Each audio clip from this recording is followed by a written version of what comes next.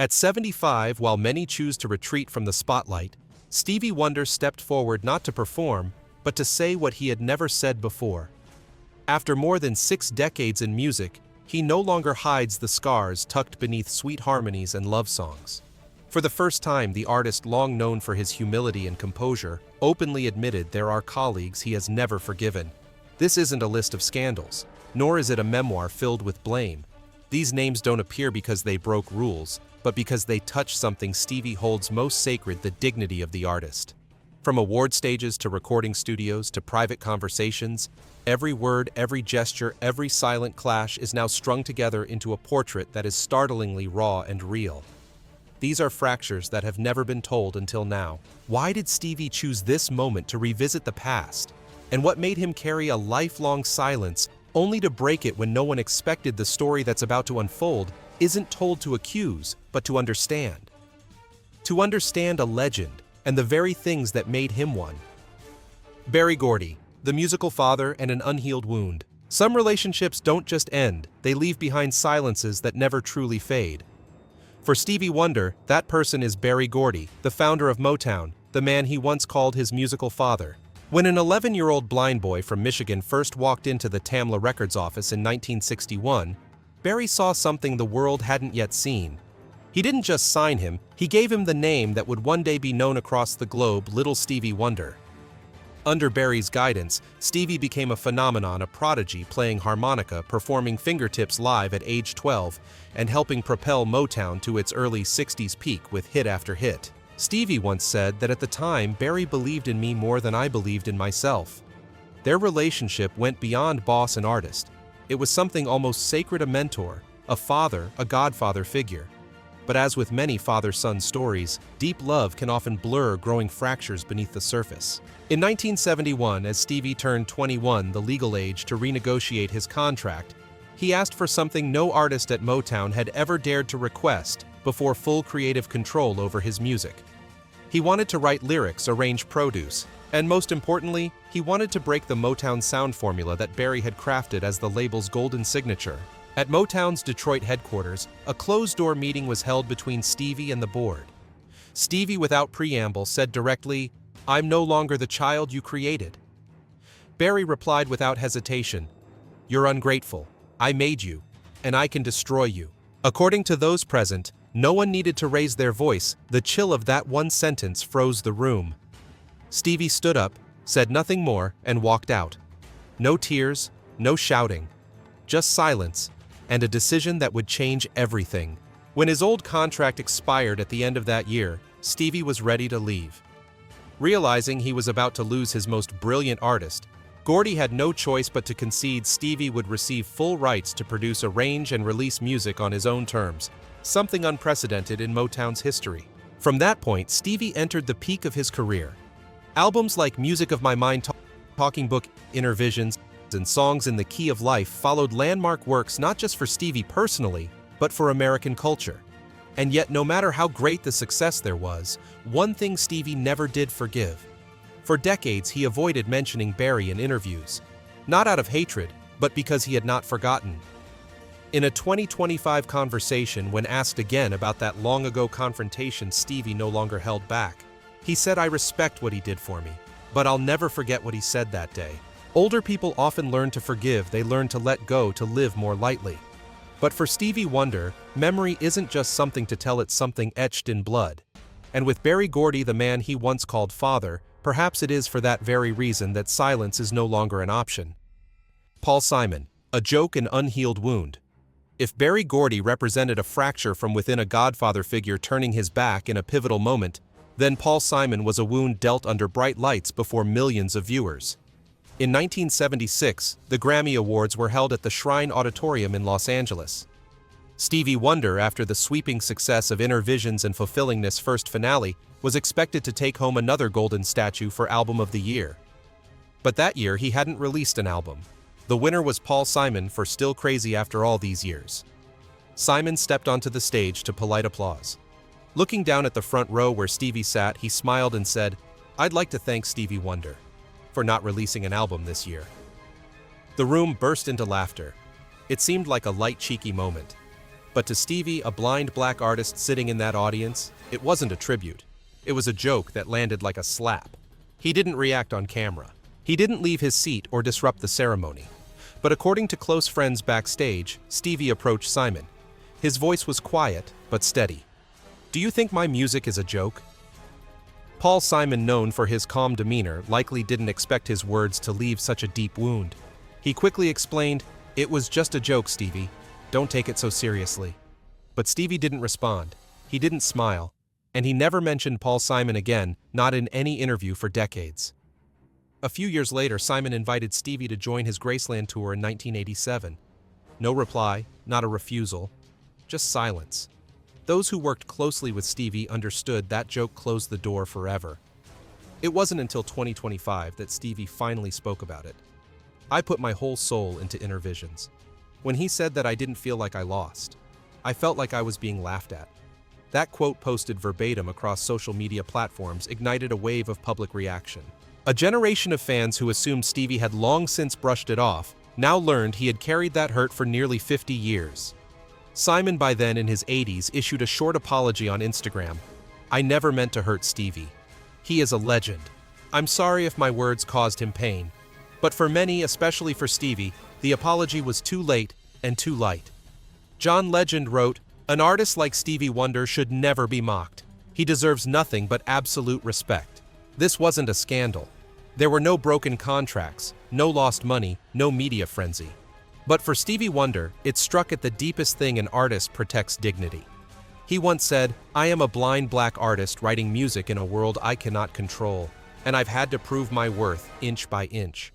A joke might be harmless to one person, but to another it can feel like betrayal, especially when that joke is made under the spotlight and shines directly into the darkness someone else has lived their entire life in.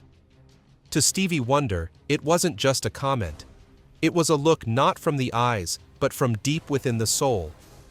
Diana Ross. When the spotlight shined on only one.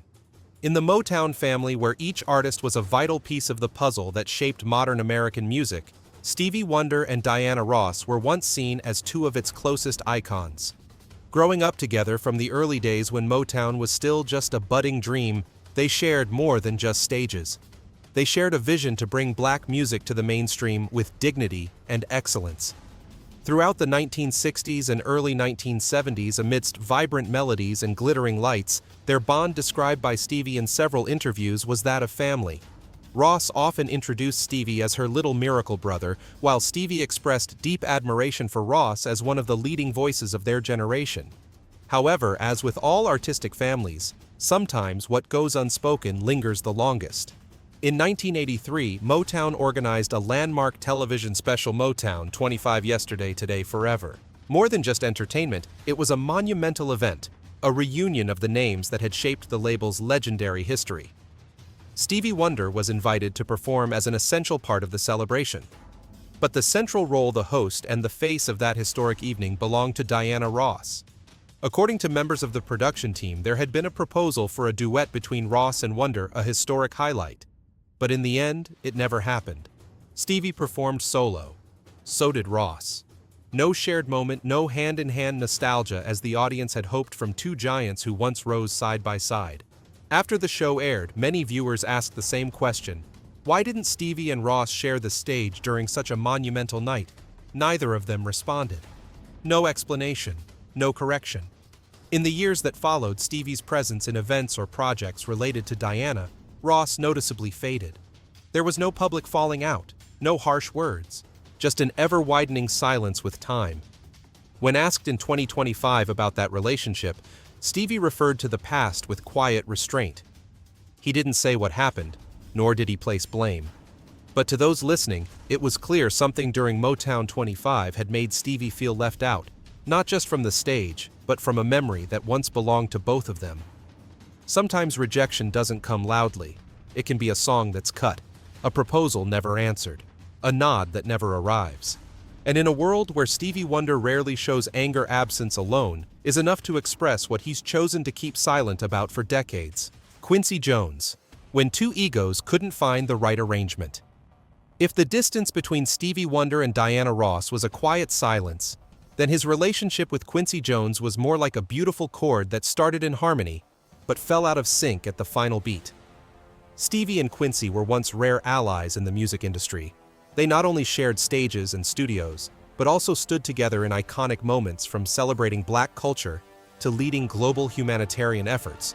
Most notably, the 1985 We Are the World project, where Stevie sang and Quincy conducted the all-star ensemble. The 1980s marked the height of both their powers. Quincy had become the legendary producer behind Michael Jackson, and Stevie was still regarded as one of the most influential independent musicians of his generation. But sometimes between giants, conflict doesn't erupt from disagreement. It comes from the question of who gets to tell the story of success. According to those present at Sunset Sound Studio in Hollywood in 1987, as Stevie was completing his Characters album, a journalist from Rolling Stone was invited to observe the creative process. During an offhand conversation, Quincy reportedly told the journalist, "Stevie is a genius, no doubt. But I'm the one who shaped his music." It might have been an unintentional remark, a way to assert his production stature. But when that comment reached Stevie not through the press, but via a trusted sound technician, it left a deep mark. There was no outburst, no public confrontation, just a quiet fallout. That day after the recording session, Stevie canceled the rest of his schedule. The next day, he walked into the studio and confronted Quincy directly.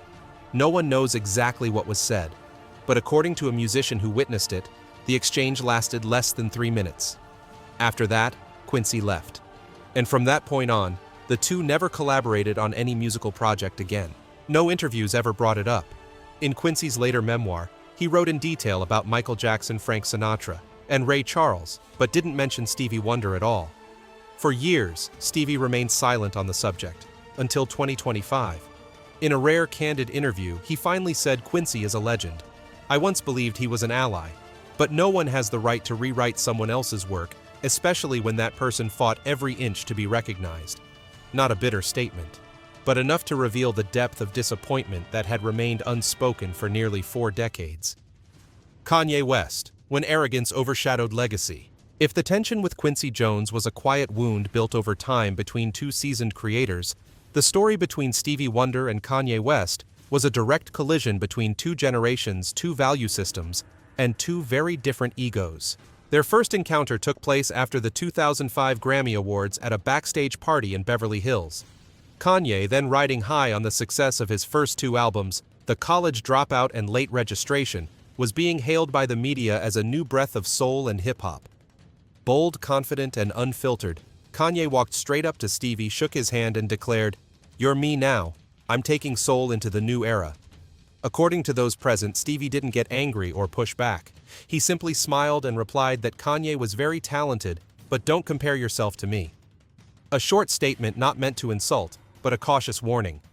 Yet to someone like Kanye, any boundary can be perceived as a slight. In the following weeks, people close to Kanye recalled that he believed Stevie was trying to hold on to his throne and didn't want to be replaced. Rumors spread quickly through the music industry, prompting journalists to ask, was a generational clash brewing between two of black music's icons? Stevie offered no response, but he quietly declined all invitations to collaborate with Kanye, including a request to sample one of his tracks for Kanye's 2007 album, Graduation. In 2010, Kanye released the track Power, which included the controversial line, "Everybody respects Stevie, but I'm getting close." Many took it as a sign of admiration, but to those who knew the backstory, it read like a veiled shot. Over time, as Kanye became increasingly associated with self-glorifying statements and public controversy, the rift between the two only widened. It wasn't until 2025 that Stevie finally addressed the situation in a candid interview. When asked why he had never worked with Kanye, Stevie answered firmly, "He came to me like he was overthrowing a legacy. I don't hate Kanye, but his arrogance disgusts me. If you don't understand whose shoulders you're standing on, then you're not ready to build anything new." The quote spread quickly across social media, reigniting a long-standing debate. Is creativity an act of inheritance or of disruption? Kanye, then 47, responded publicly, "Stevie is a god. But I never disrespected him. He judged me first." The internet divided. Some defended Stevie, others stood by Kanye. But for Stevie Wonder, any explanation at this point was already too late. He had always said that what he created came from a lifetime of struggle, not just against the music industry, but against the limits of his own body. And in the dialogue between musical generations, what he needed wasn't praise, it was humility. Lee Garrett. When a co-creator becomes a plaintiff. Among the unfamiliar names and silent rivalries, Lee Garrett hurt Stevie Wonder in a way few others did. Not as an outsider, but as someone who once stood shoulder to shoulder with him co-writing some of Stevie's earliest hits, before one day taking him to court over a copyright dispute. Lee Garrett isn't a household name like other major artists, but within the industry he was a respected songwriter-singer and one of Stevie's closest collaborators in the early 1970s. Together, they co-wrote many important tracks in Stevie's career, most notably the 1970 hit, Signed, Sealed, Delivered, I'm Yours, one of the first songs Stevie produced himself, and a turning point marking his artistic independence from Motown. Garrett was one of the few who could relate to Stevie on a physical level. He too was visually impaired. They shared late-night studio sessions, endless jam circles, and according to many in their circle, their creative chemistry felt like they shared the same heartbeat. But in 1985, that bond collapsed. Garrett filed a lawsuit against Stevie Wonder claiming that the global hit, I Just Called to Say I Love You, the theme song of the 1984 film The Woman in Red, which earned Stevie his first Oscar, was based on a demo the two had co-written in 1978. Garrett alleged that he contributed to the melody and parts of the lyrics, but received neither credit nor royalties. Stevie completely denied the claim. In court filings, he asserted the song was an original work composed independently, and that any similarities, if they existed, were coincidental or derived from common musical motifs. The case stretched on for years, quietly reported by the media, until both sides reached an out-of-court settlement in 1990. The terms were never disclosed, but for Stevie it wasn't just a legal matter, it was the end of a friendship. He never publicly criticized Garrett. There were no bitter interviews, no press statements. But from that moment on, Lee Garrett's name never appeared in Stevie's liner notes again. In 2025, when asked in a rare conversation about the long-ago lawsuit, Stevie responded simply, "There are wounds that don't come from the stage. They come from the other side of the piano." That line touched people more deeply than any political speech could, because there's no pain quite like being doubted by someone who once sat beside you, sharing not just a song, but a dream. Compared to public feuds with bigger names, the Lee Garrett case was quiet, small, but deeply personal. It didn't spark TV debates, but it stood as one of the clearest examples of an artist's isolation at the height of success, where the spotlight might bring not only fame, but lawsuits. For Stevie Wonder, forgiveness is sacred. But in a world where music is built on trust, being dragged into court by someone you once called a brother, whether over money, recognition, or real injustice, leaves a hollow that no melody can ever truly fill. Clarence Paul. When the guiding hand held too tightly before Stevie Wonder became Stevie Wonder, he was an 11-year-old blind boy, his hands still unable to reach a full keyboard, his voice not yet fully formed, and his soul still searching for its own sound. The first person to bring that boy into the world of professional music wasn't a star producer, nor a label executive. It was Clarence Paul. Clarence Paul was a seasoned songwriter, singer, and producer at Motown, with writing credits for Ray Charles and the Temptations. But what etched his name into history was his role as Stevie Wonder's first mentor. He was the one who introduced Stevie to Motown, convincing Gordy that this kid is a miracle. When Stevie signed with Tamla Records, a Motown subsidiary, Paul was assigned to look after him both musically and personally. Paul co-produced all of Stevie's earliest albums, the Jazz Soul of Little Stevie tribute to Uncle Ray, and most notably the live single Fingertips Part 2, the hit that made the young boy the youngest artist ever to top the Billboard Hot 100. For years, Clarence Paul was more than a producer. He was a godfather, a guide, and as Stevie once said, the first pair of eyes I had in the music world. Paul taught Stevie how to work in a studio, how to memorize chords, how to feel notes from instruments he couldn't see, and how to hold his ground on stage before thousands, even as a growing child. But like all teacher-student relationships, there comes a time when one is ready to move forward, while the other keeps holding on too tightly. In the early 1970s, as Stevie reached adulthood and began renegotiating his Motown contract, he also wanted to step out from under Clarence Paul's wing. Stevie felt ready to write on his own, arrange his music, and produce by his own methods. Clarence, deeply rooted in Motown's assembly line sound, wasn't fully on board. There was no clash, no argument, just a quiet distancing. From the Music of My Mind album onward, Paul's name no longer appeared on Stevie's major projects. His presence in the studio faded. After 1972, they no longer worked together. Stevie never publicly criticized Clarence Paul, but when asked about the relationship in a 2025 interview, he paused for a long time before answering. Then he said softly, but pointedly, "There are people who lift you up, but forget that you're going to grow." To Stevie Clarence, Paul was always the one who gave him his first chance, but he was also the first to confine him within a mold he no longer fit. It wasn't betrayal. It was the quiet sorrow of a mentor unable to walk with his student to the final chapter. Clarence Paul passed away in 1995. Stevie did not attend the funeral, not out of disrespect, but because, as he once said, "A part of me said goodbye to Clarence a long time ago when I walked out of the studio and didn't look back." The words weren't bitter, they were the reflection of a student holding on to gratitude but unable to retrace a path already traveled. In Stevie Wonder's list of those he cannot fully forgive, not everyone did something wrong. Some simply didn't know when to let go. Stevie once said that some people contributed to his music but took something away sometimes, that something was freedom. Greg Fillinganis was one such case. Greg Fillinganis, the keyboard prodigy and the growing distance. A gifted musician who stood beside Stevie Wonder during his creative peak, Greg Fillinganis played a key role in landmark projects like Songs in the Key of Life. Yet despite their former closeness, the relationship between the two gradually faded over time. Greg would later express that he felt limited, unrecognized. Stevie, for his part, once admitted that sometimes you feel when someone's no longer truly walking beside you. There were no lawsuits, no feuds, just a silent but undeniable distance. Born in 1956 in Detroit, the same city that birthed Motown, Greg began playing piano at age 5 and quickly drew attention for his remarkable ability to play by ear. At 18, destiny came knocking. Stevie Wonder, then preparing for his Wonderlove tour, heard a demo of Greg and immediately invited the young keyboardist to join his band.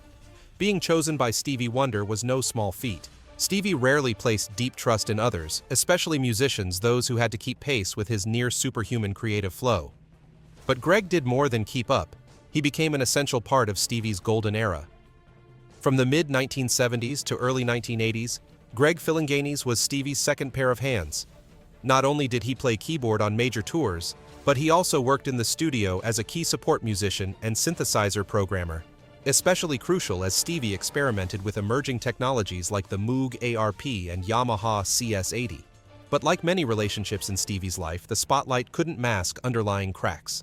Greg always expressed his admiration for Stevie. He's a true genius, no question, but also admitted that working with him was incredibly intense. In a 2021 Rolling Stone interview, Greg reflected, "Stevie controlled everything. He could do it all: write, sing, play, produce. And because of that, he rarely let others truly enter his world." This isn't unusual. Geniuses often live alone in their creative space. But for Greg, the loneliness only grew. As he gained fame playing on Michael Jackson's Off the Wall, and Thriller, later becoming musical director for global tours, the gap between him and Stevie widened. Stevie didn't stop him, didn't oppose him, but Greg quietly slipped out of Stevie's orbit. By the late 1980s, they had all but ceased working together. No arguments, no scandals. But in his 2021 book, Music is History, Questlove wrote with gentle precision, Greg was one of the few who could keep up with Stevie. But sometimes keeping up isn't enough, because Stevie didn't want someone to follow. He wanted someone to fully understand. Today, Greg Fillinganis is still revered as a legend among session musicians.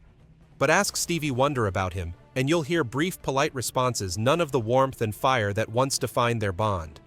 Perhaps it isn't bitterness. It may just be a very Stevie kind of sorrow that someone who seemed like the perfect companion eventually chose a different path, one where Stevie was no longer the center. Sylvia Moy, the one who wrote the magic but was forgotten in its telling. If Stevie Wonder's career is a long symphony, then Sylvia Moy was the one who kept that music from being silenced too soon. In 1963, when a 13-year-old Stevie Wonder had just scored his first hit with Fingertips. Part too many within Motown quietly worried that the blind prodigy wouldn't sustain a career into adolescence. His voice was changing. His musical style was still undefined, and the market was notoriously unforgiving to former child stars. It was then that a woman stepped forward and asked to try writing for Stevie. Her name was Sylvia Moy, Motown's first female songwriter and producer, and one of the few women in creative control in a music industry dominated by men. She persuaded Gordy to give Stevie one more chance. The result was Uptight Everything's Alright, co-written by Moy Wonder and Henry Cosby, released in 1965. The song marked a triumphant return for Stevie, propelling him back onto the charts and launching a golden era that would stretch across 2 decades. But her contribution didn't stop there. Sylvia Moy helped shape a number of Stevie's iconic hits, including My Cherie Amour, I Was Made to Love Her, and Nothing's Too Good for My Baby. And yet, like many pioneering women in music, Moy was gradually pushed out of the spotlight. As Stevie began writing and producing his own material in the late 1960s, their collaboration faded. It wasn't a dramatic breakup, just a quiet drift apart, the kind people only recognize as bittersweet when looking back years later. In a 2004 interview with the Detroit Free Press, Moy recalled, "I never saw Stevie as an artist who needed saving. I always saw him as a gifted talent who just needed space to grow." After leaving Motown, Moy continued writing music, opened her own studio in Detroit, and dedicated herself to nurturing young talent through the Inner City Music program. In 2006, she became the first woman inducted into the Songwriters Hall of Fame with a special award for her contributions to developing new artists. Stevie rarely mentioned Sylvia in later interviews, but when she passed away in 2017, he posted a short tribute on Twitter, "Thank you for believing in me when so many didn't. Rest in melody, Sylvia." That tweet was a thank you, but it also carried a trace of something unfinished. Perhaps because between them, there was never a real goodbye. And in the heart of Stevie Wonder, someone who has lived among geniuses, collaborators, and rivals, Sylvia Moy remains a quiet yet vital chapter in a story he still hasn't fully told. For decades, Stevie Wonder chose to preserve a graceful image, a kind-hearted artist who stayed far from controversy. But at the age of 75, he no longer wants to remain silent. Not to retaliate, but to release, to share the cracks, the disappointments, and the losses he has endured. From Gordy, who once tightly controlled Stevie's career, to Paul Simon, who made a hurtful backstage remark. From tense relationships with Diana Ross and Quincy Jones, to close collaborators who later turned away, like Garrett, Henry Cosby, or Sylvia Moy. Each name represents a small chapter in a vast journey where Stevie didn't just learn to write music, he learned to forgive.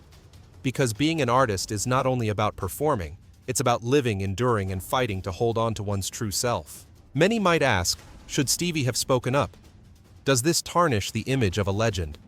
But perhaps it is precisely this choice to speak calmly without bitterness that shows who Stevie Wonder truly is. An artist who doesn't live for perfection, but for truth. A man who understands that some things can't be kept locked away forever. And if music is where we seek honesty, then this long overdue act of speaking out may just be the final essential note in the harmony of his life. What do you think? Should Stevie have stayed silent, or is telling the truth the only way he can be whole? Leave a comment, because sometimes the story behind the song resonates even more deeply than the melody itself. All data, analysis, and commentary in this video are presented based on information available at the time of production. The content is subject to change over time and should not be considered a definitive forecast. There is still so much more to explore: stories of resilience, legacy, and truth. Feel free to dive into some of our top recommended videos now appearing on your screen.